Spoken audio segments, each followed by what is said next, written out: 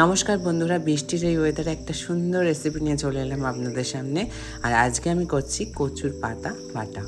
তো চলুন দেখে নিই কী কী করতে হবে। ফার্স্টে কচু শাক আমি তুলে নিয়েছিলাম আমার বাড়ির পাশ থেকে। এটা কোনো কেনা কচু শাক না, একদম ফ্রেশ অ্যান্ড আমাদের ক্ষেতের জমির সর্ষে বাটা। আর কিচ্ছুই লাগছে না। ফার্স্টে হচ্ছে কচু শাকটা আমি একটু হালকা সেদ্ধ করে নিলাম, তারপরে কড়াইতে সর্ষের তেল দিলাম একটু পরিমাণে বেশি।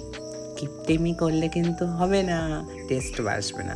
একটু নুন দিলাম, একটু কালো জিরে দিলাম, আর কয়েকটা কাঁচা লঙ্কা কুচি দিয়ে নিলাম। এই সময় যে ঘ্রাণটা আসে সেটা জাস্ট অসাধারণ। তারপরে ওই সেদ্ধ করে রাখা কচুটা দিয়ে একটু নাড়াচাড়া। আর কি, গরিবের রান্নায় এত কিছু থাকে না, সিম্পল বাট খেতে অসাধারণের থেকেও অসাধারণ। এরপর একটু নুন অ্যাড করলাম আর হলুদ গুঁড়ো অ্যাড করলাম, সাথে দিয়ে নিলাম একটু কয়েকটা দানা চিনি।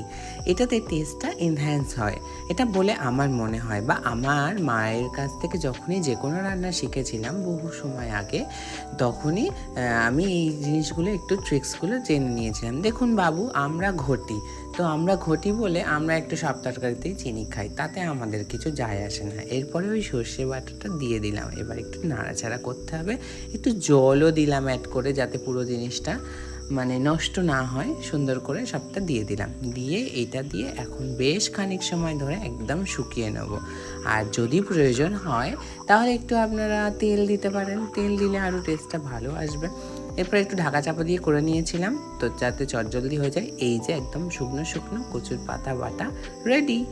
তো খেতে তো কেমন হয়েছে সেটা কিছু সময় পরে বোঝা যাবে, কারণ খেতে খাবো একটু পরে।